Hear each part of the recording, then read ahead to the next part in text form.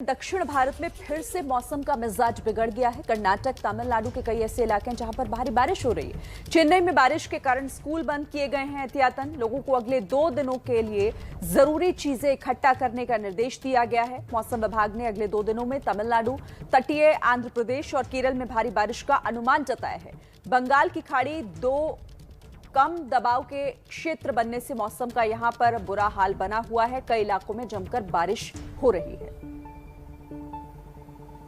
तो 3 तस्वीरें इस वक्त आपके सामने है। कर्नाटक के शिवमोगा में आप देखिए भारी बारिश, हुबली कर्नाटक और साथ ही तमिलनाडु के कोयंबटूर में भी भारी बारिश हो रही है। मौसम का मिजाज अचानक बदला है। यहां पर मौसम विभाग ने अलर्ट जारी किया है। लोगों से कहा है कि घरों में ही रहें और 2 दिन का अपना सभी जो जरूरत की चीजें हैं, जो सामान है, उसका इंतजाम करने के लिए कह दिया गया है।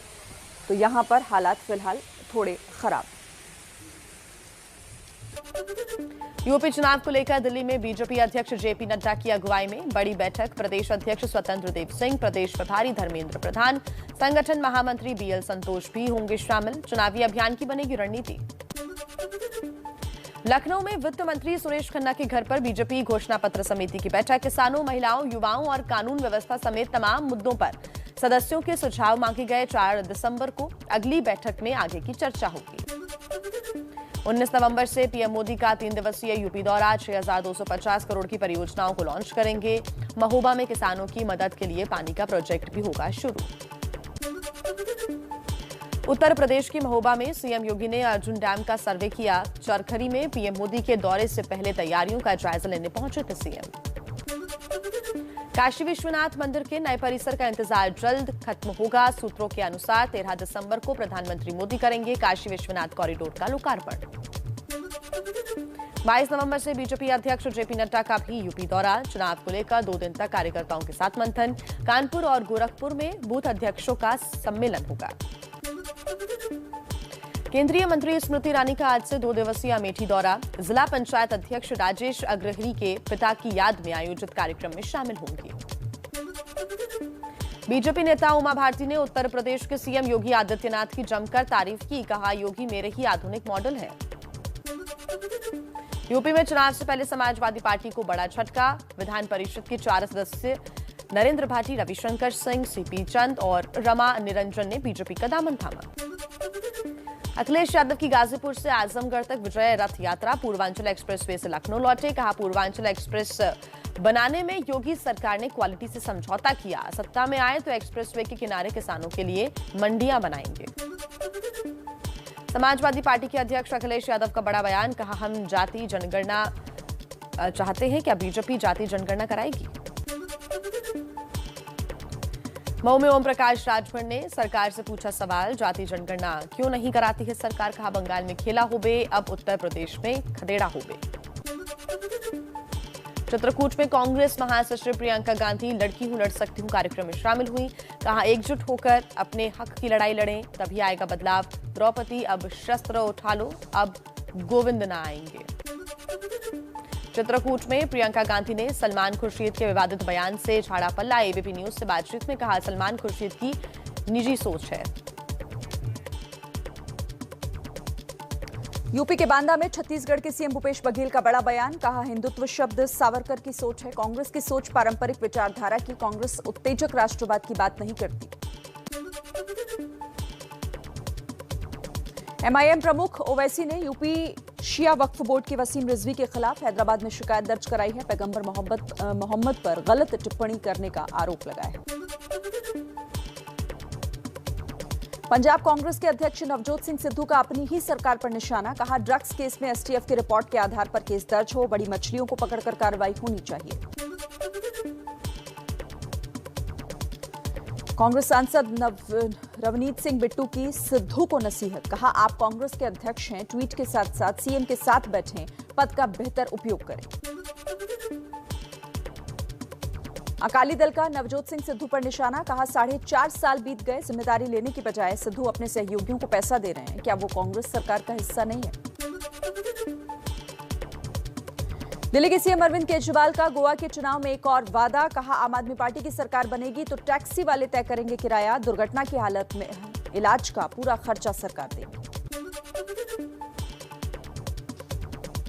लखनऊ में उत्तराखंड के सीएम पुष्कर सिंह धामी और यूपी के सीएम योगी की आज मुलाकात। 21 साल से अटके परिसंपत्ति विवाद पर होगी बातचीत। करीब 20,000 करोड़ की संपत्ति यूपी के अधीन है। बीजेपी अध्यक्ष जेपी नड्डा से मिले एमपी के प्रदेश अध्यक्ष वीडी शर्मा। भोपाल में 24 और 25 नवंबर को बीजेपी पदाधिकारियों और 26 नवंबर को प्रदेश कार्यकारिणी की बैठक होनी है। कांग्रेस नेता हरीश रावत के बयान पर बीजेपी सांसद अनिल बलूनी का पलटवार। कहा, फेंकू कहने वाले नेताओं को जनता पहले ही 2 जगह से फेंक चुकी है। भाषा की मर्यादा का ध्यान रखें नेता।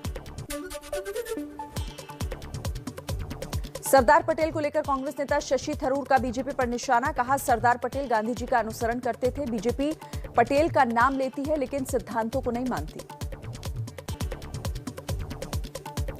नेतृत्व को लेकर नाराज चल रहे गुलाम नबी आजाद के करीबी जम्मू कश्मीर के 20 कांग्रेसी नेताओं ने इस्तीफा दिया।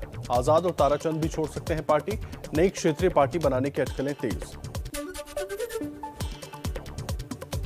केंद्रीय कैबिनेट की बैठक में 2 बड़े फैसले। आंध्र प्रदेश, छत्तीसगढ़, महाराष्ट्र, झारखंड और ओडिशा के आदिवासी बहुल 44 जिलों के 7,266 गांवों को 4G सेवा से जोड़ा जाएगा। प्रधानमंत्री ग्रामीण सड़क योजना के विस्तार को दी गई मंजूरी।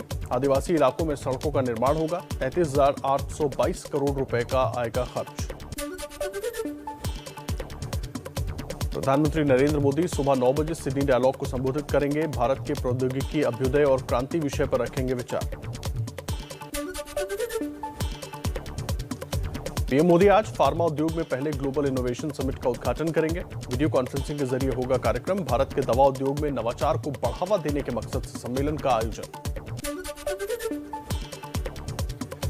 पीठासीन अधिकारियों के सम्मेलन में बोले पीएम मोदी, एकजुटता से ही एक भारत श्रेष्ठ भारत अब संभव हो रहा है।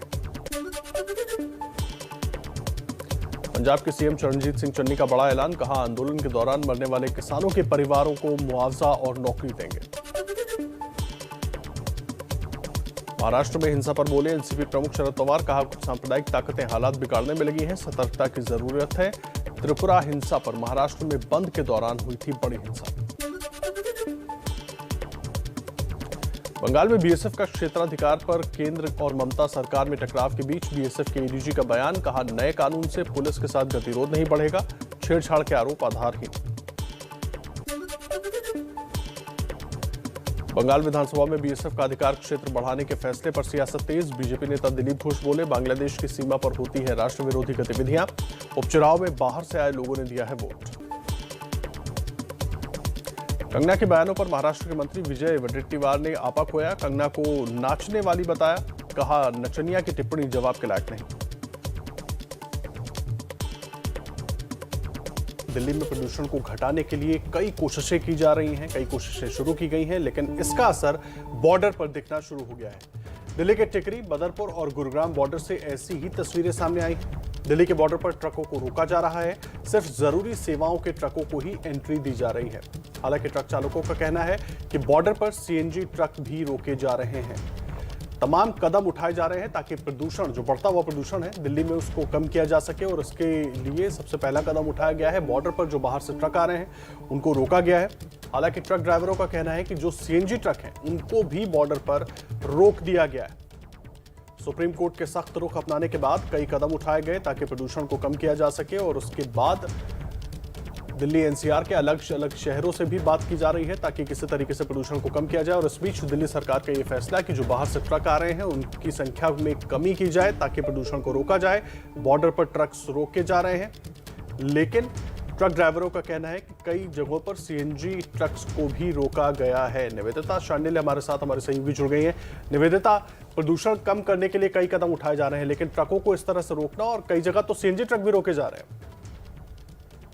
जी देखिए, सबसे बड़ी बात यह है कि इन ट्रकों की वजह से जो धुएं का गुबार उड़ता है उससे लोगों को बहुत परेशानी होती है। और खासतौर से उन इलाकों में एयर क्वालिटी इंडेक्स सबसे ज्यादा बिगड़ी हुई स्थिति में होता है जहां पे सबसे ज्यादा बड़े वाहन चलते हैं। इसको देखते हुए ये जरूरी भी था कि थोड़ी बहुत रोक लगा दी जाए, क्योंकि अभी भी हम आपको बता देते हैं कि नोएडा में भी एयर क्वालिटी इंडेक्स अभी सीवियर की कंडीशन में है।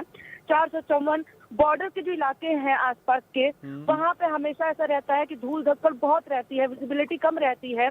ऐसे में दिल्ली में किस तरह के ट्रक आ रहे हैं अगर इसेंशियल सर्विसेज और इसेंशियल गुड्स वाले ट्रक नहीं है तो उनको रोका जाना जो है अभी एक जरूरी कदम लग रहा है और शायद इसका असर भी देखने को मिले। तो अब देखना यही होता है कि छोटे छोटे कदम कितना असर करते हैं, लेकिन अभी तो यही है कि थोड़ी बहुत गंभीरता कोर्ट से लताड़ सुनने के बाद सरकारों में आ रही है। जी आदर। बिल्कुल निवेदिता, बहुत धन्यवाद आपका तमाम जानकारी के लिए। तो देखिए, अब लताड़ जब सुप्रीम कोर्ट ने लगाई है सरकार को, तो ऐसे में अब ये सख्त कदम उठाए जा रहे हैं। हालांकि इसका असर क्या होता है ये भी देखना होगा। और अब बात उत्तर प्रदेश की कर लेते हैं। देखिए, अखिलेश यादव की विजय यात्रा लखनऊ पर खत्म हो गई। रात 4 बजे के करीब विजय यात्रा लखनऊ पहुंची और कल यही रथ यात्रा गाजीपुर से शुरू हुई थी, जो पूर्वांचल एक्सप्रेसवे पर दौड़ती हुई और कई जिलों से होती हुई लखनऊ पहुंची। अखिलेश ने दावा किया कि इस बार समाजवादी पार्टी को लखनऊ की सत्ता तक पहुंचने से कोई रोक नहीं सकता।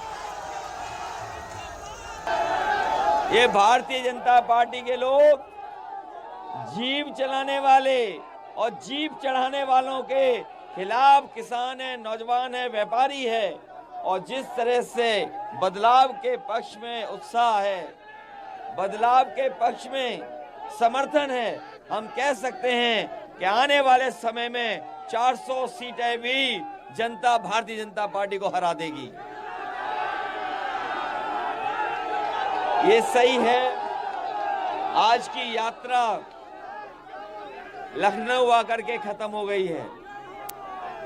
आज जो शुरुआत की थी सुबह 1 बजे से लेकर के और आज लगभग 4 बजे यात्रा खत्म हो रही है। मैं समझता हूं समाजवादियों की रथ की सबसे लंबी यात्रा रही है, लेकिन ये न समझे कि यात्रा यहीं खत्म हो गई है। यात्राएं चलती रहेंगी और यात्रा तब खत्म होगी जब साइकिल की सरकार लखनऊ में होगी। और वहीं मोदी और योगी के बाद पूर्वांचल एक्सप्रेसवे पर अखिलेश की सियासी गाड़ी खूब दौड़ी। गाजीपुर से लेकर आजमगढ़ तक की विजय यात्रा में अखिलेश ने पूर्वांचल में ताल ठोक दी है। और इस यात्रा के सियासी मायने क्या हैं, इस रिपोर्ट के जरिए आपको बताते हैं। इसी पूर्वांचल एक्सप्रेस पर मंगलवार को पीएम मोदी हरक्यूलिस विमान से उतरे तो बुधवार को अखिलेश यादव हेलीकॉप्टर से।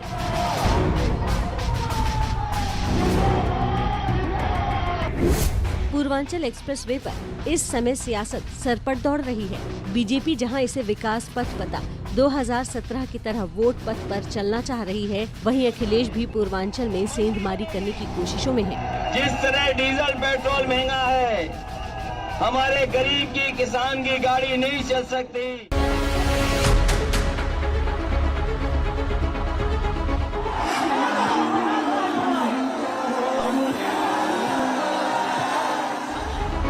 बुधवार को अखिलेश हजारों समर्थकों के साथ उसी पूर्वांचल एक्सप्रेसवे पर विजय यात्रा लेकर गाजीपुर से चढ़े। अखिलेश की इस विजय यात्रा में 3 तस्वीरें अहम थी, जो एक बड़ा राजनीतिक संदेश देने की कोशिश है। भीड़ के जरिए जन समर्थन का दावा है अखिलेश का, जबकि राजभर का साथ पूर्वांचल में वोट साधने का हथियार बन सकता है। और तीसरा, पूर्वांचल एक्सप्रेसवे को लेकर वो योगी सरकार पर लगातार हमलावर है कि इसकी समाजवादियों ने नींव रखी थी। राजभर को गाजीपुर से रथ यात्रा में शामिल करने के पीछे भी अखिलेश की सोची समझी सियासी रणनीति है। पूर्वांचली जिलों में राजभर आबादी 12 से 22% है। गाजीपुर, चंदौली, मऊ, बलिया, देवरिया, आजमगढ़, लालगंज, अंबेडकर नगर, मछली शहर, जौनपुर, वाराणसी, मिर्जापुर, भदोही में राजभर वोटर जीत हार का अंतर तय करने में अहम है। 2017 में यूपी में बीजेपी की बड़ी जीत में करीब 22 सीटों पर बीजेपी की जीत का कारण राजभर वोट बैंक रहा। 4 सीटों पर राजभर के उम्मीदवार जीते, लेकिन बीजेपी राजभर की 2017 की दोस्ती 2019 लोकसभा चुनाव के बाद टूट गई। विजय यात्रा के अपने रथ से अखिलेश भी गरजे और ओम प्रकाश राजभर ने भी बीजेपी की विदाई और ढिलाई वाला नारा बुलंद कर दिया। मुझे पूरा भरोसा है आने वाले समय में मैं जो जोश और उत्साह देख रहा हूँ, जो बदलाव की लहर देख रहा हूँ, वो लहर बता रही है कि इस गाजीपुर बॉर्डर से लेकर के उस गाजीपुर बॉर्डर तक भारतीय जनता पार्टी का सफाया होगा। भरोसा दिलाता हूं कि आने वाले समय में उत्तर प्रदेश में परिवर्तन होगा, बदलाव होगा और जहां अमन चैन होगा, बदलाव अमन चैन के लिए और 22 में बदलाव होके रहेगा। एक लाइन खाली सुना, जब तक भाजपा की विदाई नहीं तब तक कोई ढिलाई नहीं, जब तक भाजपा की विदाई नहीं तब तक कोई ढिलाई नहीं, ये नारा आज से चालू करो। अखिलेश एक मंझे हुए राजनेता हैं, जिनको राजनीति में संकेतों और समीकरणों का फायदा अच्छी तरह समझ आता है। विजय यात्रा में कभी गदा हाथ में लेकर समर्थकों का अभिवादन करते अखिलेश दिखे तो कहीं चिर परिचित अंदाज में योगी सरकार पर निशाना साधते। पूर्वांचल एक्सप्रेस वे से होते हुए गुजर रही है समाजवादी पार्टी की जो बस। प्रचार के लिए अखिलेश निकले हैं और देखिए लोगों से जो मोहब्बत मिल रही है पूर्वांचल एक्सप्रेस वे पर। कल उद्घाटन किया गया और आज अखिलेश यादव खुद पहुंचे हुए हैं पूर्वांचल एक्सप्रेस वे पे। सर, ये भीड़ खूब दिख रही है पूर्वांचल एक्सप्रेस के जिस रास्ते पर हमें वो लखनऊ जा रहा है। पूर्वांचल एक्सप्रेस इस बार किसको लखनऊ लेकर जाएगा, क्या लग रहा है आपको? मोहब्बत तो आपको खूब सड़कों पे दिख रही है, पर सरकार तो अपने विकास की बातें भी कर रही है। समाजवादी पार्टी का उस समय का विजन है ये, जो पूर्वांचल को ये एक्सप्रेसवे मिला है। इसी एक्सप्रेसवे से पूर्वांचल की गरीबी दूर होनी है, इसी एक्सप्रेसवे से पूर्वांचल के किसान, यहाँ के शहर, यहाँ के गांव जुड़ेंगे। और मैं ये कह सकता हूँ कि इस गाजीपुर बॉर्डर से लेकर के उस गाजीपुर बॉर्डर तक भारतीय जनता पार्टी का सफाई होना तय है। सर, आप इस गाजीपुर बॉर्डर से उस गाजीपुर बॉर्डर तक का जिक्र कर रहे हैं, मुझे ये बताइए सर कि आखिर ये एक्सप्रेसवे को लेकर इतनी रंज किस बात को लेकर? मतलब कल उद्घाटन किया सरकार अपनी तरफ से। समाजवादी पार्टी का विजन है, समाजवादी पार्टी का विजन इतना बड़ा इंफ्रास्ट्रक्चर प्रोजेक्ट है, इतना बड़ा इंफ्रास्ट्रक्चर प्रोजेक्ट है जिसको डिनाई नहीं कर सकते कि समाजवादियों की देन है। अगर ये उनका था तो मुझे ये बताएं देश में कहाँ उन्होंने बनाया है? क्या गुजरात में बनाया, क्या महाराष्ट्र में बनाया, क्या किसी और प्रदेश में बनाया हो? जब किसी प्रदेश में नहीं बना है और समाजवादी पार्टी के बनाए हुए का श्रेय ले रहे हैं ये लोग। पूर्वांचल एक्सप्रेसवे पर अखिलेश जिन जिन जिलों में गए वहां समर्थकों का ऐसा ही हुजूम देखने को मिला। अखिलेश ने सियासी अखाड़े में अपना दमखम दिखाना शुरू कर दिया है। जैसे जैसे चुनाव नजदीक आएंगे, अखिलेश और रंग में दिखेंगे। यूपी चुनाव को लेकर दिल्ली में बीजेपी अध्यक्ष जेपी नड्डा की अगुवाई में बड़ी बैठक। प्रदेश अध्यक्ष स्वतंत्र देव सिंह, प्रदेश प्रभारी धर्मेंद्र प्रधान, संगठन महामंत्री बीएल संतोष भी शामिल होंगे। चुनावी अभियान की बनेगी रणनीति। लखनऊ में वित्त मंत्री सुरेश खन्ना के घर पर बीजेपी घोषणा पत्र समिति की बैठक। किसानों, महिलाओं, युवाओं और कानून व्यवस्था समेत तमाम मुद्दों पर सदस्यों के सुझाव मांगे गए। 4 दिसंबर को अगली बैठक में आगे की चर्चा होनी है। 19 नवंबर को पीएम मोदी का 3 दिवसीय यूपी दौरा। 6,250 करोड़ की परियोजनाओं को लॉन्च करेंगे। महोबा में किसानों की मदद के लिए पानी का प्रोजेक्ट शुरू होगा। यूपी के महोबा में सीएम योगी ने अर्जुन डैम का सर्वे किया। चरखरी में पीएम मोदी के दौरे से पहले तैयारियों का जायजा लेने पहुंचे थे मुख्यमंत्री। काशी विश्वनाथ मंदिर के नए परिसर का इंतजार जल्द खत्म होगा। सूत्रों के मुताबिक 13 दिसंबर को प्रधानमंत्री मोदी करेंगे काशी विश्वनाथ कॉरिडोर का लोकार्पण। 22 नवंबर से बीजेपी अध्यक्ष जेपी नड्डा का भी यूपी दौरा। चुनावों को लेकर 2 दिन तक कार्यकर्ताओं के साथ मंथन। कानपुर और गोरखपुर में बूथ अध्यक्षों का सम्मेलन होगा। केंद्रीय मंत्री स्मृति ईरानी का आज से 2 दिवसीय अमेठी दौरा। जिला पंचायत अध्यक्ष राजेश अग्रहरी के पिता की याद में आयोजित कार्यक्रम में शामिल होंगे। बीजेपी नेता उमा भारती ने यूपी के सीएम योगी आदित्यनाथ की जमकर तारीफ की। कहा, योगी मेरे ही आधुनिक मॉडल हैं। यूपी में चुनाव से पहले समाजवादी पार्टी को झटका। विधान परिषद के 4 सदस्यों नरेंद्र भाटी, रविशंकर सिंह, सीपी चंद और रमा निरंजन ने बीजेपी का दामन थामा।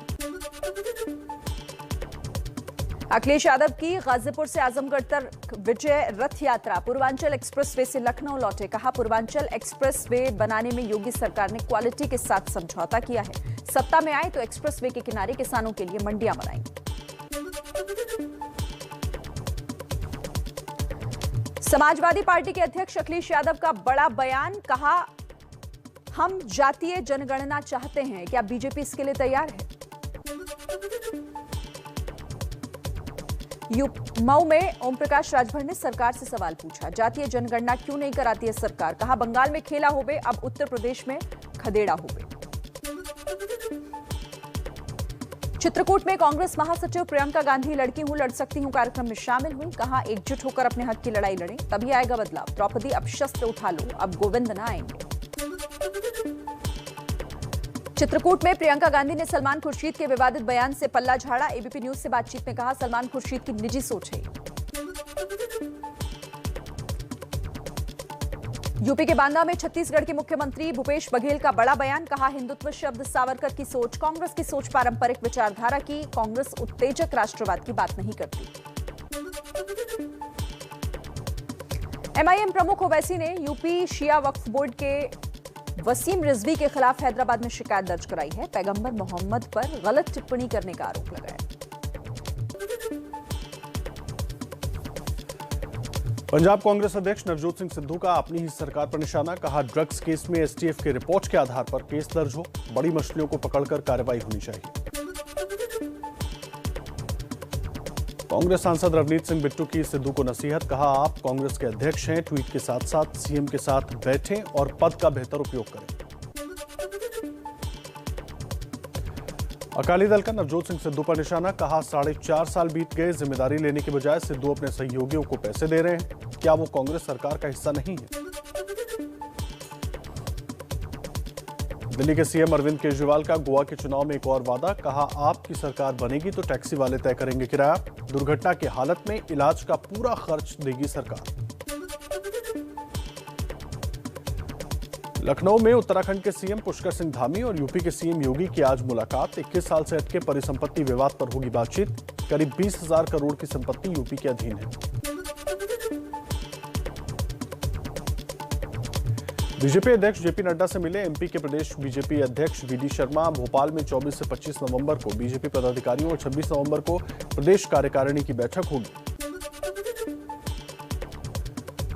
कांग्रेस नेता हरीश रावत के बयान पर बीजेपी सांसद अनिल बलूनी का पलटवार। कहा फेंकू कहने वाले नेताओं को जनता पहले ही 2 जगह से फेंक चुकी है, भाषा की मर्यादा का ध्यान रखें नेता। सरदार पटेल को लेकर कांग्रेस नेता शशि थरूर का बीजेपी पर निशाना। कहा सरदार पटेल गांधी जी का अनुसरण करते थे, बीजेपी पटेल का नाम लेती है लेकिन सिद्धांतों को नहीं मानती। नेतृत्व को लेकर नाराज चल रहे गुलाम नबी आजाद के करीबी जम्मू कश्मीर के 20 कांग्रेसी नेताओं ने इस्तीफा दिया। आजाद और ताराचंद भी छोड़ सकते हैं पार्टी, नई क्षेत्रीय पार्टी बनाने की अटकलें तेज हुई। केंद्रीय कैबिनेट की बैठक में 2 बड़े फैसले। आंध्र प्रदेश, छत्तीसगढ़, महाराष्ट्र, झारखंड और ओडिशा के आदिवासी बहुल 44 जिलों के 7,266 गांवों को 4G सेवा से जोड़ा जाएगा। प्रधानमंत्री ग्रामीण सड़क योजना के विस्तार को भी मंजूरी। आदिवासी इलाकों में सड़कों का निर्माण होगा। 33,822 करोड़ रुपए का आएगा खर्च। पीएम मोदी आज फार्मा उद्योग में पहले ग्लोबल इनोवेशन समिट का उद्घाटन करेंगे। वीडियो कॉन्फ्रेंसिंग के जरिए होगा कार्यक्रम। भारत के दवा उद्योग में नवाचार को बढ़ावा देने के मकसद से सम्मेलन का आयोजन। पंजाब के सीएम चरणजीत सिंह चन्नी का बड़ा ऐलान। कहा आंदोलन के दौरान मरने वाले किसानों के परिवारों को मुआवजा और नौकरी देंगे। दिल्ली में प्रदूषण पर सुप्रीम कोर्ट की दिल्ली सरकार और केंद्र को कड़ी फटकार। कहा प्रदूषण बढ़ने की कोई जिम्मेदारी लेने को तैयार नहीं। 7 स्टार होटलों में बैठकर किसानों की पराली को ठहराया जा रहा है जिम्मेदार। दिल्ली की जहरीली हवा पर केंद्रीय पर्यावरण मंत्री अश्विनी चौबे का सीएम केजरीवाल पर हमला। कहा दिल्ली के प्रदूषण के लिए सिर्फ पराली को जिम्मेदार ठहराना ठीक नहीं, प्रदूषण से निपटना सबकी जिम्मेदारी। यूपी के पहले एयर पॉल्यूशन कंट्रोल टावर का केंद्रीय मंत्री महेंद्र नाथ पांडे ने किया उद्घाटन। बीएचईएल ने पायलट प्रोजेक्ट के रूप में लगाया है टावर। अगर नतीजे अच्छे रहे तो ऐसे और टावर लगाए जाएंगे।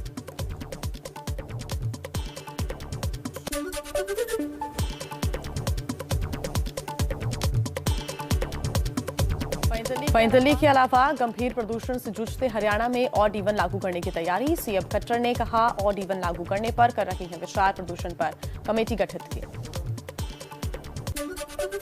दिल्ली में लागू हो गई है शराब की नई सरकारी नीति। नए नियम के मुताबिक शराब के पैसे से ब्रांड तय करने का अधिकार निजी ठेकेदार के पास होगा। बीजेपी विरोध में उतरी, प्रदर्शन किया।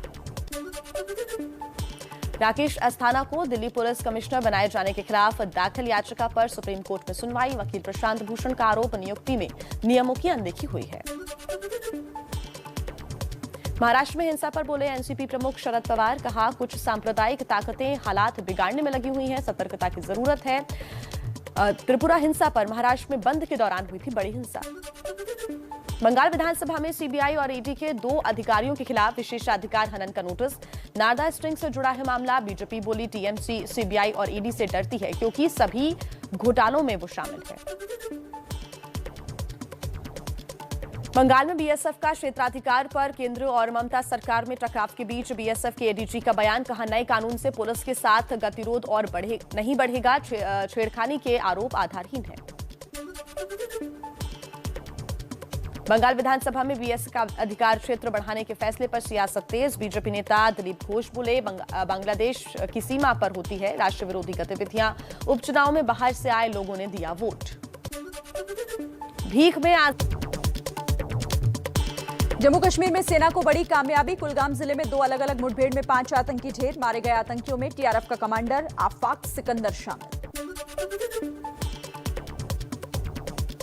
बारामूला के पलहालन पट्टन में आतंकियों ने सीआरपीएफ टीम पर ग्रेनेड से अटैक किया। 2 जवान और 4 स्थानीय नागरिक घायल हुए। जम्मू कश्मीर के पुलवामा से सुरक्षा बलों ने लश्कर आतंकियों के 2 मददगारों को गिरफ्तार किया है। आरोपियों से आईईडी बम बनाने वाले उपकरण भी बरामद। ईडी के निदेशक संजय मिश्रा का कार्यकाल 1 साल के लिए बढ़ाया गया। अब 18 नवंबर 2022 तक पद पर बने रहेंगे। फेसबुक इंडिया के 2 बड़े अधिकारी शिवनाथ ठुकराल और जीवी आनंद भूषण की आज पेशी। दिल्ली दंगों से जुड़े हुए मामलों को लेकर दिल्ली विधानसभा की शांति और सद्भाव समिति के सामने पेश हुए। भारत और अंतर्राष्ट्रीय कोर्ट के दबाव के आगे झुका पाकिस्तान। कुलभूषण जाधव पाकिस्तानी मिलिट्री कोर्ट से मिली सजाए मौत के खिलाफ अपील कर सकेंगे। पाक संसद में अपील के अधिकार वाला विधेयक। अगले करीब 24 महीनों के अंदर कश्मीर हिंदुस्तान के किसी दूसरे हिस्से की तरह सुरक्षित हो जाएगा। अगले करीब 700 दिनों में कश्मीर से एक आतंकी खत्म हो जाएगा। दरअसल ये वादा है जम्मू कश्मीर के उपराज्यपाल का। एक तरफ मनोज सिन्हा ये बयान दे रहे थे तो दूसरी तरफ सुरक्षा बल आतंकियों को ठिकाने लगा रहे थे। पूरी रिपोर्ट देखिए आप। हम आपको भरोसा देना चाहते हैं कि 2 वर्ष बाद जम्मू कश्मीर में आतंकवाद कहीं देखने को नहीं मिलेगा। इस दिशा में भारत सरकार काम कर रही है। जिस समय मनोज सिन्हा जम्मू में ये बात कह रहे थे, उसी समय घाटी में सुरक्षा बल 2 एनकाउंटर में आतंकियों को ढेर कर रहे थे। दोनों एनकाउंटर में कुल 5 आतंकी ढेर हुए हैं। मारे गए आतंकियों में टीआरएफ का कमांडर आफाक सिकंदर लोन भी शामिल है। उसके दूसरे साथी की पहचान इरफान मुश्ताक लोन के तौर पर हुई है। दोनों एनकाउंटर कश्मीर के कुलगाम इलाके में हुए हैं। एक एनकाउंटर कुलगाम के पोम्बाई गांव तो दूसरा गोपालपुरा में हुआ है। आज दिन में एसपी कुलगांव को खबर मिला था कि गोपालपुरा पोमे में 2 गांव में टेररिस्ट छिपे हुए हैं। तो आर्मी सीआरपी पुलिस मिलकर कॉर्डन डाला। कॉर्डन डालने के बाद जब सर्च शुरू हुई तो टेररिस्ट ने अंदर से फायर किया। फिर इनकाउंटर में तब्दील हो गया और दोनों इनकाउंटर स्टार्ट हो गया है। गोपालपुरा में इनकाउंटर खत्म हो गया। वहाँ 2 टेररिस्ट मारे गए हैं। दोनों टीआरएफ का है। उसमें एक पहचान हुआ है सिकंदर लोन जो कि डिस्ट्रिक्ट कमांडर टीआरएफ का है। और पोमे में इनकाउंटर चल रहा है जिसमें 2 टेररिस्ट मारे गए। हाल में आतंकियों द्वारा निर्दोष नागरिकों को निशाना बनाए जाने के बाद सुरक्षा बलों का ऑपरेशन ऑल आउट जारी है। इसी के तहत जम्मू कश्मीर पुलिस ने दक्षिण कश्मीर के पुलवामा जिले में लश्कर तैयबा के 2 आतंकियों को 2 सहयोगियों को गिरफ्तार किया है। पुलिस ने उनके कब्जे से आईईडी बरामद की है। दोनों की पहचान आमिर बशीर डार और शोपिया के मुख्तार अहमद के तौर पर हुई है। आतंकियों की सफाई के लिए सुरक्षा बल तो मुस्तैद है ही, साथ ही सरकार भी एक्शन में है। केंद्रीय गृह सचिव अजय भल्ला ने बुधवार को जम्मू कश्मीर की सुरक्षा स्थिति की समीक्षा की। करीब 1 घंटे तक चली इस बैठक में जम्मू कश्मीर पुलिस, सीआरपीएफ और बीएसएफ के टॉप अधिकारी शामिल थे। ये बैठक हाल की मुठभेड़ों और आतंकियों द्वारा नागरिकों की हत्या के मद्देनजर बुलाई गई थी। सूत्रों के मुताबिक बैठक में आतंकियों को ओवरग्राउंड वर्कर यानी मददगारों पर शिकंजा कसने की रणनीति बनाने पर भी चर्चा हुई। उम्मीद है जल्द ही कश्मीर की फिजाओं में गोलियों की आवाज नहीं बल्कि किलकारियां गूंजेगी। झेलम की तरह ही कश्मीर में भी विकास की नई धारा और तेजी से बह निकलेगी।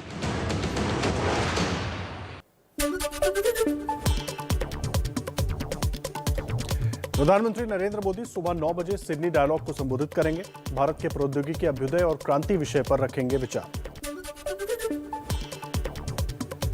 यूपी चुनाव को लेकर दिल्ली में बीजेपी अध्यक्ष जेपी नड्डा की अगुवाई में बड़ी बैठक। प्रदेश अध्यक्ष स्वतंत्र देव सिंह, प्रदेश प्रभारी धर्मेंद्र प्रधान, संगठन महामंत्री बीएल संतोष भी होंगे शामिल।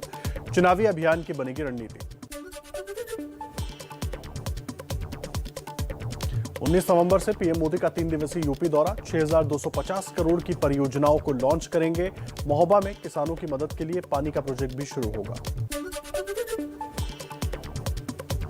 22 नवंबर से बीजेपी अध्यक्ष जेपी नड्डा का भी यूपी दौरा। चुनाव को लेकर 2 दिन तक कार्यकर्ताओं के साथ मंथन।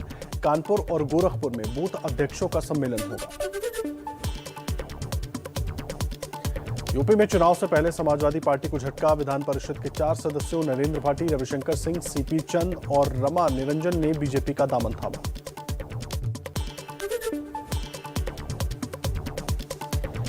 चित्रकूट में कांग्रेस महासचिव प्रियंका गांधी लड़की हूं लड़ सकती हूं कार्यक्रम में शामिल हुई। कहा, एकजुट होकर अपने हक की लड़ाई लड़ें, तभी आएगा बदलाव। द्रौपदी अब शस्त्र उठा लो, अब गोविंद ना आएंगे। लखनऊ में उत्तराखंड के सीएम पुष्कर सिंह धामी और यूपी के सीएम योगी आदित्यनाथ की आज मुलाकात। 21 साल से अटके परिसंपत्ति विवाद पर होगी बातचीत। करीब 20,000 करोड़ की संपत्ति उत्तर प्रदेश के अधीन है। मनी लॉन्ड्रिंग मामले में दिल्ली एनसीआर में सुपरटेक बिल्डर के ठिकानों पर ईडी की बड़ी छापेमारी। 9 जगहों पर छापा मारा गया।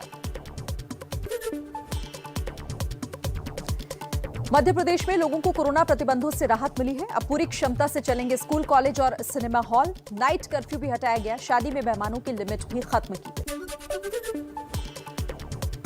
जम्मू कश्मीर में सेना को मिली बड़ी कामयाबी। कुलगाम जिले में 2 अलग-अलग मुठभेड़ में 5 आतंकियों को ढेर किया गया। मारे गए आतंकियों में टीआरएफ का कमांडर आफाक सिकंदर भी शामिल। भारत चीन सीमा विवाद के मुद्दे पर सुबह 11 बजे आज एक अहम बैठक। वर्किंग मैकेनिज्म फॉर कंसल्टेशन और कोऑर्डिनेशन यानी WMCC की वर्चुअल बैठक आज होनी है। हॉट स्प्रिंग्स और डेप्सांग से डिसएंगेजमेंट मुद्दे पर चर्चा संभव। भारत और अंतर्राष्ट्रीय कोर्ट के दबाव के आगे झुका पाकिस्तान। कुलभूषण जाधव पाकिस्तानी मिलिट्री कोर्ट से मिली हुई सजाए मौत के खिलाफ अपील कर सकेंगे। पाक संसद में अपील के अधिकार वाला विधेयक पारित हुआ। जयपुर T20 में भारत ने न्यूजीलैंड को 5 विकेट से हराया। सीरीज में 1-0 की बढ़त हासिल की। सूर्य कुमार 62 रनों की पारी खेलकर मैन ऑफ द मैच बने। मोदी और योगी के बाद पूर्वांचल एक्सप्रेसवे पर अखिलेश की सियासी गाड़ी खूब दौड़ी। गाजीपुर से लेकर आजमगढ़ तक की विजय यात्रा में अखिलेश ने पूर्वांचल में ताल ठोक दी है। इस यात्रा के सियासी मायने क्या है, आपको दिखाते हैं इस रिपोर्ट में। इसी पूर्वांचल एक्सप्रेस पर मंगलवार को पीएम मोदी हरक्यूलिस विमान से उतरे तो बुधवार को अखिलेश यादव हेलीकॉप्टर से।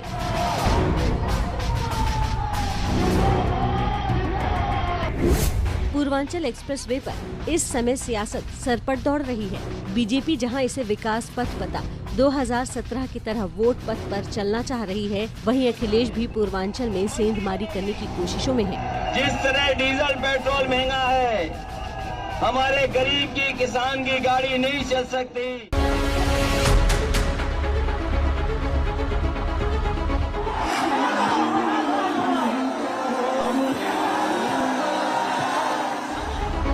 बुधवार को अखिलेश हजारों समर्थकों के साथ उसी पूर्वांचल एक्सप्रेसवे पर विजय यात्रा लेकर गाजीपुर से चढ़े।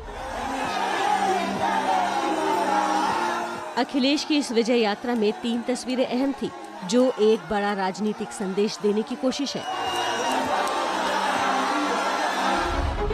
भीड़ के जरिए जन समर्थन का दावा है अखिलेश का, जबकि राजभर का साथ पूर्वांचल में वोट साधने का हथियार बन सकता है। और तीसरा, पूर्वांचल एक्सप्रेसवे को लेकर वो योगी सरकार पर लगातार हमलावर है कि इसकी समाजवादियों ने नींव रखी थी। राजभर को गाजीपुर से रथ यात्रा में शामिल करने के पीछे भी अखिलेश की सोची समझी सियासी रणनीति है। पूर्वांचली जिलों में राजभर आबादी 12 से 22% है। गाजीपुर, चंदौली, मऊ, बलिया, देवरिया, आजमगढ़, लालगंज, अंबेडकर नगर, मछली शहर, जौनपुर, वाराणसी, मिर्जापुर, भदोही में राजभर वोटर जीत हार का अंतर तय करने में अहम है। 2017 में यूपी में बीजेपी की बड़ी जीत में करीब 22 सीटों पर बीजेपी की जीत का कारण राजभर वोट बैंक रहा। 4 सीटों पर राजभर के उम्मीदवार जीते, लेकिन बीजेपी राजभर की 2017 की दोस्ती 2019 लोकसभा चुनाव के बाद टूट गई। विजय यात्रा के अपने रथ से अखिलेश भी गरजे और ओम प्रकाश राजभर ने भी बीजेपी की विदाई और ढिलाई वाला नारा बुलंद कर दिया। मुझे पूरा भरोसा है आने वाले समय में मैं जो जोश और उत्साह देख रहा हूँ, जो बदलाव की लहर देख रहा हूँ, वो लहर बता रही है कि इस गाजीपुर बॉर्डर से लेकर के उस गाजीपुर बॉर्डर तक भारतीय जनता पार्टी का सफाया होगा। भरोसा दिलाता हूँ कि आने वाले समय में उत्तर प्रदेश में परिवर्तन होगा, बदलाव होगा, और जहां अमन चैन होगा, बदलाव अमन चैन के लिए, और 22 में बदलाव होके रहेगा। एक लाइन खाली सुना, जब तक भाजपा की विदाई नहीं तब तक कोई ढिलाई नहीं। जब तक भाजपा की विदाई नहीं तब तक कोई ढिलाई नहीं। ये नारा आज से चालू करो। अखिलेश एक मंझे हुए राजनेता हैं, जिनको राजनीति में संकेतों और समीकरणों का फायदा अच्छी तरह समझ आता है। विजय यात्रा में कभी गदा हाथ में लेकर समर्थकों का अभिवादन करते अखिलेश दिखे तो कहीं चिर परिचित अंदाज में योगी सरकार पर निशाना साधते। पूर्वांचल एक्सप्रेस वे से होते हुए गुजर रही है समाजवादी पार्टी की जो बस। प्रचार के लिए अखिलेश निकले हैं और देखिए लोगों से जो मोहब्बत मिल रही है पूर्वांचल एक्सप्रेस वे पर। कल उद्घाटन किया गया और आज अखिलेश यादव खुद पहुंचे हुए पूर्वांचल एक्सप्रेस वे पे। सर, ये भीड़ खूब दिख रही है पूर्वांचल एक्सप्रेस के जिस रास्ते पर हमें, वो लखनऊ जा रहा है। पूर्वांचल एक्सप्रेस इस बार किसको लखनऊ लेकर जाएगा, क्या लग रहा है आपको? मोहब्बत तो आपको खूब सड़कों पे दिख रही है, पर सरकार तो अपने विकास की बातें भी कर रही है। समाजवादी पार्टी का उस समय का विजन है ये, जो पूर्वांचल को ये एक्सप्रेसवे मिला है। इसी एक्सप्रेसवे से पूर्वांचल की गरीबी दूर होनी है। इसी एक्सप्रेसवे से पूर्वांचल के किसान, यहाँ के शहर, यहाँ के गांव जुड़ेंगे। और मैं ये कह सकता हूँ कि इस गाजीपुर बॉर्डर से लेकर के उस गाजीपुर बॉर्डर तक भारतीय जनता पार्टी का सफाया होना तय है। सर, आप इस गाजीपुर बॉर्डर से उस गाजीपुर बॉर्डर तक का जिक्र कर रहे हैं, मुझे ये बताइए सर कि आखिर ये एक्सप्रेसवे को लेकर इतनी रंज किस बात को लेकर? मतलब कल उद्घाटन किया सरकार अपनी तरफ से। समाजवादी पार्टी का विजन है, समाजवादी पार्टी का विजन इतना बड़ा इंफ्रास्ट्रक्चर प्रोजेक्ट है, इतना बड़ा इंफ्रास्ट्रक्चर प्रोजेक्ट है जिसको डिनाई नहीं कर सकते कि समाजवादियों की देन है। अगर ये उनका था तो मुझे ये बताएं, देश में कहाँ उन्होंने बनाया है? क्या गुजरात में बनाया है, क्या महाराष्ट्र में बनाया, क्या किसी और प्रदेश में बनाया हो? जब किसी प्रदेश में नहीं बना है और समाजवादी पार्टी के बनाए हुए का श्रेय ले रहे हैं लोग। पूर्वांचल एक्सप्रेसवे पर अखिलेश जिन जिन जिलों में गए, वहां समर्थकों का ऐसा ही हुजूम देखने को मिला। अखिलेश ने सियासी अखाड़े में अपना दमखम दिखाना शुरू कर दिया है। जैसे जैसे चुनाव नजदीक आएंगे, अखिलेश और रंग में दिखेंगे। देखिए, उत्तर प्रदेश में महिलाओं को कांग्रेस से जोड़ने की रणनीति पर काम कर रही प्रियंका गांधी ने 100 दिनों का एक्शन प्लान तैयार किया है। अलग अलग शहरों का दौरा कर वो महिलाओं से सीधा संवाद कर रही हैं और कल उन्होंने चित्रकूट में महिलाओं की भारी भीड़ जुटाकर शक्ति प्रदर्शन भी किया और इस दौरान उन्होंने सलमान खुर्शीद की किताब से उठे विवाद से पल्ला झाड़ लिया। आस्था और आम लोगों से सीधे संवाद के मंत्र पर अमल करते हुए कांग्रेस महासचिव प्रियंका गांधी इसी तरीके से कांग्रेस की रणनीतियों को धार देने में जुटी हैं। पहले मंदाकिनी नदी पर नाव की सवारी की, फिर उन्हें सुनने आई महिलाओं के बीच बैठ गई और भगवान कामता नाथ के दर्शन के बाद कामतगिरी पर्वत की परिक्रमा की। प्रियंका का ये अंदाज महिलाओं को खूब भा रहा है। यही वजह है कि जब वो चित्रकूट के मंच पर महिलाओं से मुखातिब हुई तो कविता के जरिए महिलाओं में जोश भरने की कोशिश की। बहुत इंतजार हो गया है। कवि ने भी कहा था, आपने सुना होगा, सुनो द्रौपदी शस्त्र उठा लो, अब गोविंद न आएंगे। सुनो द्रौपदी शस्त्र उठा लो, अब गोविंद न आएंगे। कब तक आस लगाओगी तुम, कब तक आस लगाओगी तुम बिके हुए अखबारों से। कब तक आस लगाओगी तुम बिके हुए अखबारों से। कैसी रक्षा मांग रही हो, कैसी रक्षा मांग रही हो दुशासन दरबारों से। मतलब कि तुम कैसी रक्षा मांग रही हो उन लोगों से जो तुम्हारी रक्षा करेंगे ही नहीं। चित्रकूट के घाट पर 10,000 से ज्यादा महिलाओं की भीड़ जुटाकर प्रियंका गांधी ने विरोधी दलों को बड़ा सियासी संदेश देने की कोशिश की। इस दौरान उनसे सलमान खुर्शीद की किताब को लेकर उठे विवाद से जुड़े सवाल किए गए तो उन्होंने इसे खुर्शीद की निजी सोच करार दिया। मेरी आस्था की कोई परिभाषा नहीं कर सकता। मेरी आस्था है, चाहे कोई भी हो, तो आप उसकी परिभाषा करने की कोशिश कर रहे हैं, मुझसे सबूत मांगने की कोशिश कर रहे हैं। ये सबूत मुझे आपको तो नहीं देना है, भगवान को देना है। भगवान जानता है मेरी आस्था क्या है। मतलब उससे आप सहमत नहीं हैं? वो अगर उनकी निजी सोच है, उनकी निजी सोच है। चित्रकूट में महिलाओं से संवाद कार्यक्रम तो अभी प्रियंका के प्लान यूपी की शुरुआत है। यूपी चुनाव में कांग्रेस ने अगले 100 दिनों की मेगा तैयारी की है। चित्रकूट की ही तरह कांग्रेस आने वाले दिनों में 100 टाउन हॉल यानी संवाद सभाएं करेगी। यूपी की 4 करोड़ महिला वोटरों तक पहुंचने के लिए कांग्रेस पार्टी ने बड़ा एक्शन प्लान तैयार किया है। इसके तहत महाजनसंपर्क अभियान चलाने के लिए कांग्रेस ने 7,500 महिला कार्यकर्ताओं की लड़की हूं लड़ सकती हूं ब्रिगेड तैयार की है, जिसका प्रशिक्षण आखिरी दौर में है। इस अभियान पर 150 प्रोफेशनल काम कर रहे हैं। कांग्रेस पार्टी यूपी की 403 सीटों में से 100 सीटों पर खास तौर पर फोकस कर रही है। इन प्राथमिकता वाली सीटों पर जनसंपर्क अभियान काफी सघन रूप से चलेगा। यूपी में महिला वोटरों को साधने के लिए कांग्रेस का पूरा एक्शन प्लान एबीपी न्यूज के पास है। कांग्रेस के इस प्लान के तहत पूरे यूपी में 2-2 लोगों की 4,000 टीमें बनाई जाएंगी। हर टीम रोजाना कम से कम 50 महिलाओं से संपर्क करेगी, यानी रोजाना करीब 2 लाख महिलाओं से संपर्क किया जाएगा। कांग्रेस यूपी की 403 सीटों में से 100 सीटों पर खास तौर से फोकस कर रही है। इन 100 सीटों पर संपर्क अभियान सघन तरीके से चलाया जाएगा। कांग्रेस ने महिलाओं के लिए अलग घोषणा पत्र तैयार किया है, जिसमें प्रियंका ने चुनाव में महिलाओं को 40% टिकट, लड़कियों को स्कूटी, 3 मुफ्त LPG सिलेंडर जैसे कई वादे किए हैं। कांग्रेस ने 1 करोड़ पिंक सिलिकॉन बैंड तैयार किए हैं, जो महिला वोटरों को पहनाया जाएगा। पिंक बैंड पर प्रियंका गांधी के हस्ताक्षर के साथ लड़की हूँ लड़ सकती हूँ नारा लिखा है। यूपी में फिलहाल करीब 7 करोड़ महिला वोटर हैं। बीते विधानसभा चुनाव में करीब 4 करोड़ महिलाओं ने मतदान किया था।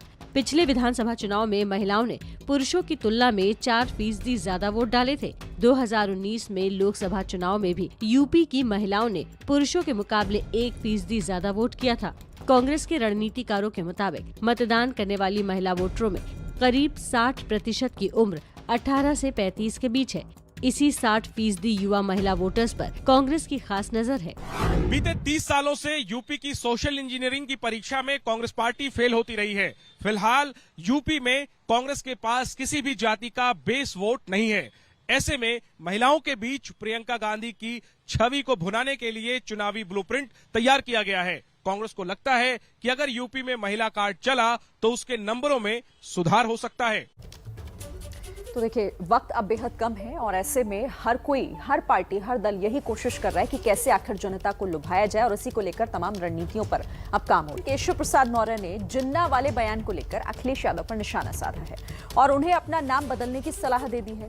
यूपी चुनाव की गहमा गहमी के बीच आज दिल्ली में आगे की रणनीति बनाने के लिए बीजेपी की एक अहम बैठक भी होने वाली है। यूपी चुनाव में जिन्ना को लेकर उठा विवाद थमता नजर नहीं आ रहा। बाराबंकी के कार्यक्रम के दौरान डिप्टी सीएम केशव प्रसाद मौर्य ने विधानसभा चुनाव में 300 सीटें जीतने का दावा किया और अखिलेश के जिन्ना वाले बयान पर निशाना साधा। तुष्टीकरण की राजनीति के कारण उनके साथ जिन्ना मियां आ गए, इसलिए मैं श्री अखिलेश यादव जी को कहा करता हूँ, अखिलेश यादव जी अपना नाम बदल करके श्री अखिलेश अली जिन्ना रख लें और अपनी पार्टी को समाजवादी पार्टी की जगह जिन्नावादी पार्टी बना लें। लेकिन ना जिन्ना उनको जिता पाएंगे, ना अतीक अहमद जिता पाएंगे, ना अंसारी जिता पाएंगे। उत्तर प्रदेश की जनता कमल खिलाई है, उसकी खुशबू, उसकी सुगंध, उसका मतलब जो लाभ है जनता को ईमानदारी के साथ उस तक पहुंच रहा है। विधानसभा चुनाव में जीत को लेकर यूपी में बयानों के तीर चल रहे हैं, तो दूसरी तरफ दिल्ली में चुनावी रणनीतियों को धार देने की कवायद चल रही है। इसी सिलसिले में आज दिल्ली में बीजेपी की अहम बैठक होने वाली है। इस बैठक में बीजेपी अध्यक्ष जेपी नड्डा, संगठन महामंत्री BL संतोष, चुनावी प्रभारी धर्मेंद्र प्रधान, प्रदेश प्रभारी राधा मोहन सिंह शामिल होंगे। इनके अलावा यूपी बीजेपी अध्यक्ष स्वतंत्र देव सिंह, प्रदेश संगठन महामंत्री सुनील बंसल के साथ संघ के नेता भी चर्चा में हिस्सा लेंगे। इस बैठक में चुनाव अभियान, पार्टी के कार्यक्रमों और मुद्दों के आधार पर प्रचार अभियान की रणनीति बनेगी। संघ के साथ समन्वय पर भी चर्चा होगी। इससे पहले कल लखनऊ में बीजेपी की घोषणा पत्र समिति की बैठक हुई, जिसमें किसानों, महिलाओं, युवाओं और कानून व्यवस्था समेत तमाम मुद्दों पर सदस्यों के सुझाव लिए गए। जितना आगे भारत बढ़ रहा है उतनी ही खलबली दुश्मन देशों में मच रही है और अब जो तस्वीरें हम आपको दिखाने जा रहे हैं वो देखने के बाद दुश्मनों के दिल में खौफ पैदा होना तय है। ये देश के 2 दुश्मनों की नींद उड़ाने वाली तस्वीर है। ये हिंदुस्तान पर बुरी नजर रखने वालों का सुकून छीनने वाली तस्वीर है। ये देश की रक्षा शक्ति का आसमानी सबूत है। ये देश के रक्षा क्षेत्र में भारत की आत्मनिर्भरता का प्रतीक है। ये है आसमान में भारत के रखवाले। ये हैं दुश्मनों के विध्वंसक। दुश्मन चाहे पड़ोस में हो या दूर हो, चाहे आतंक परस्त पाकिस्तान हो या मौका परस्त चीन, ये स्वॉर्म ड्रोन हर चाल, हर दहशतगर्दी का जवाब कुछ ऐसे दे सकते हैं कि दुश्मन को संभलने का मौका तक न मिले। स्वॉर्म ड्रोन यानी एक साथ कई ड्रोन्स का समूह एक साथ मिलकर किसी भी मिशन को अंजाम देने वाले ये ड्रोन आसमान से जमीन पर मौजूद दुश्मन की तबाही की पटकथा लिख सकते हैं। इसीलिए ये सिर्फ ड्रोन नहीं है, ये हैं दुश्मनों की तबाही का ब्रह्मास्त्र। पहले समझिए क्यों है ये स्वॉर्म ड्रोन दुश्मन की तबाही का ब्रह्मास्त्र। ये ड्रोन बिना किसी इंसानी जान के नुकसान के दुश्मन के इलाके में घुसकर एक साथ अचूक हमले कर सकते हैं। दुश्मन की एंटी एयरक्राफ्ट गन हो या एयर डिफेंस सिस्टम, यहाँ तक कि रडार तक को ये चकमा दे सकते हैं। 100 किलोमीटर की रफ्तार से उड़ान भरते हुए दुश्मन के इलाके में 50 किलोमीटर अंदर घुसकर भारी तबाही मचा सकते हैं। इन ड्रोन्स पर बम या बंदूक लगाकर दुश्मन पर हमला संभव है। साथ ही मुश्किल समय में ये सेना तक सैन्य साजो सामान भी पहुंचा सकते हैं। आसमान में स्वॉर्म ड्रोन अटैक का ये प्रदर्शन यूपी के झांसी में राष्ट्रीय रक्षा समर्पण पर्व के मौके पर हुआ। खास बात यह है कि ये स्वॉर्म ड्रोन DRDO ने तैयार किए हैं। इस प्रदर्शन में 25 स्वॉर्म ड्रोन का समूह शामिल किया गया था, जिसमें इन ड्रोन्स की आधुनिक क्षमता को दिखाया गया है, जैसे दुश्मन का पता लगाने की शक्ति, फैसले लेने की क्षमता, अपना रास्ता तय करने की समझ, सटीक हमले में दक्षता। ऐसा नहीं है कि हिंदुस्तान के आसमान में ये ड्रोन आर्मी पहली बार दिखी है। इसी साल 15 जनवरी को दिल्ली में आर्मी डे परेड के मौके पर 75 स्वदेशी डिजाइन्स और विकसित ड्रोन्स को शामिल किया गया था। आर्मी डे परेड में शामिल ड्रोन्स को तो भारतीय सेना ने बेंगलुरु के एक startup new space research and technologies के साथ मिलकर तैयार किया था। लेकिन झांसी में हुए प्रदर्शन में शामिल स्वॉर्म ड्रोन्स DRDO ने तैयार किए हैं। कहना गलत नहीं होगा, ये स्वॉर्म ड्रोन भारत के भविष्य के हवाई योद्धा हैं और इसीलिए दुश्मनों की नींद उड़नी तय है। और इस वक्त की बड़ी खबर आपको बता दें, भारी बारिश की वजह से तमिलनाडु के 26 जिलों में स्कूल बंद कर दिए गए हैं और 20 जिलों में कॉलेजेस भी बंद कर दिए गए हैं। बता दें कि तमिलनाडु समेत दक्षिण भारत के कई इलाकों में बारिश ने कोहराम मचा रखा है। लोगों को अगले 2 दिनों के लिए जरूरी चीजें इकट्ठा करने का निर्देश भी दिया गया है। मौसम विभाग ने अगले 2 दिनों में तमिलनाडु, तटीय आंध्र प्रदेश और केरल में भारी बारिश का अनुमान जताया है। बंगाल की खाड़ी में कम दबाव के क्षेत्र बनने से मौसम का ये बुरा हाल हुआ है और अभी 2 दिन तक हाल ऐसे ही रह सकते हैं और यही वजह है कि पहले ही लोगों से अपील की जा रही है कि वो एहतियात बरतें और एहतियातन जो सामान है जरूरी उसको इकट्ठा कर लें। और चलिए अब चलते हैं कार्टूनिस्ट इरफान के पास और देखते हैं आज क्या है खास उनकी क्लास में। नमस्कार, मास्टर क्लास के इस नए एपिसोड में आपका स्वागत है। दोस्तों, जैसे हम लोग अपने अपने मकसद को पाने के लिए मंजिल की तरफ लगातार बढ़ते जा रहे हैं और मंजिल पर बढ़ने के लिए क्या ज़रूरी होते हैं? रास्ते। वो रास्ते मैं आपको यहाँ पर बनाकर दिखाऊंगा कि कार्टून में किस तरह से बनाए जाते हैं रास्ते, कितनी तरह के होते हैं वो रास्ते। देखिए, चलिए बनाते हैं रास्तों को। नंबर 1 आपको मैं बनाता हूँ। सीधा सीधा एक तो रास्ता होता है। ये रोड आपको आमतौर पर दिखाई देगी, जैसे कि कोई भी गाड़ी जा रही है इसके ऊपर चलती हुई जाती है और ये हम दिखाते हैं अक्सर ही। ये एक सीधी सी रोड होती है, ये नॉर्मली बनाते हैं लोग। इसमें जो हम पोल भी बनाते जाएंगे, खंभे बनाएंगे, जिससे पता चलेगा कि ये ट्यूब लाइट्स लगी हुई हैं, ये एक सड़क है पूरी। एक तो ये इस तरह का एक रास्ता हो गया। दूसरा आपको बताते हैं कि इसी रास्ते में जब हाईवे हो जाएगा, कई तरह के कर्व आएंगे तो वो किस तरह से बनेंगे। ये रास्ता जब सीधा सीधा नहीं होता, जैसे ज़िंदगी के रास्ते सीधे नहीं होते हैं, इसी तरह से ये चलने वाला रास्ता भी आपका सीधा नहीं होता है। जैसे ये जा रहा है, ये दूर को जाता है, ऐसे फिर हम इसको और पतला करते जाते हैं। देखिए ये सड़क है, ये पूरी एक सड़क है। देखिए जब हम आगे बनाएंगे तो इस तरह से बनाते जाते हैं इसको।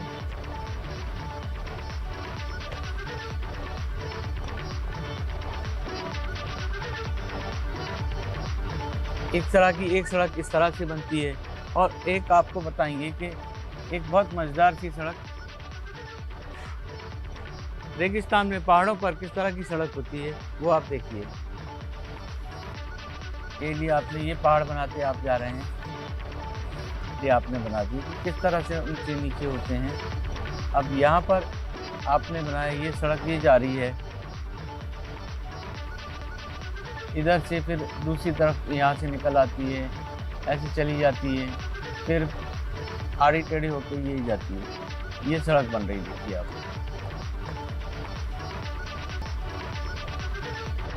तो आपने देखा, आज मैंने आपको रास्ते बनाना सिखाए हैं। इसी तरह से अगली बार कुछ खास टिप्स लेकर के मैं आपके सामने हाजिर होऊंगा। आप देखते रहिए मेरे साथ में नमस्ते भारत।